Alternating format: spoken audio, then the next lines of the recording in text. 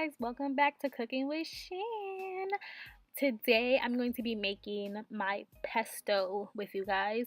Normally I take a picture of the ingredients beforehand like you guys know, but I completely forgot, so this video we're basically going to jump right in. For this pesto, I used Lighthouse basil. It comes in like a little jar. It's usually in like the refrigerated part of like the vegetable section, and with like the other herbs and stuff. And it comes in like a little jar, and it has 3 bunches of basil chopped up in there.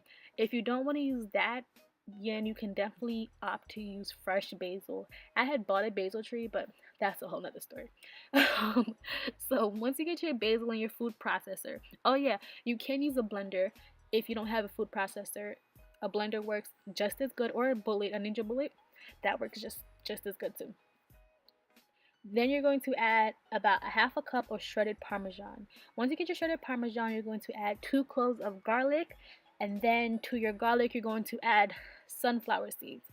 My son is definitely allergic to tree nuts and peanuts, so typically pesto sauce has tree nuts in it, and because my son is like dire allergic, I had to find another solution. So the other solution that I did find was sunflower seeds, to give it that crunch, that give it that consistency that essentially the pesto needs.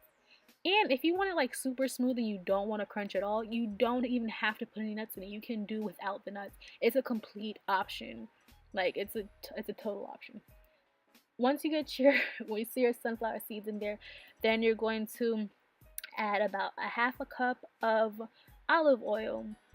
Once you get your olive oil done, you're going to season with salt and pepper to taste. First of all, you're just going to have to judge it, okay? Just eyeball it and just be like, okay, this is good. Then, because once you blend it out, then you can go back and taste it and add more salt and pepper to your liking. So just be mindful. Be a little generous.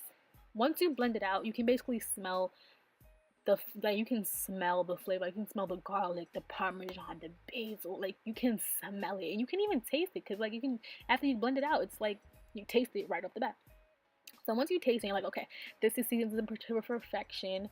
You can add more Parmesan or more nuts or more basil if you're not really liking the consistency. If it's too leafy and it's not really fully blending out, add more olive oil. Add about 1/3 cup at a time more of olive oil to get it to that creamy consistency that you desire.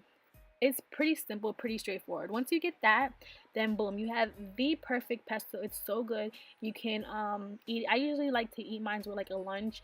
I toast like some Italian bread, and I just scoop it up with the bread, and it's so good, so good. But specifically, this pesto recipe was made for my pesto top steak recipe that will be coming to you guys soon. So stay on the lookout for that. This is my pesto. It's pretty simple, real easy. Thank you guys for watching. I hope you enjoyed. Like, comment, subscribe, and share. And tell me what you guys think. Like, tell me how great this is, because I know it's great, but I want you guys to tell me. Okay, bye.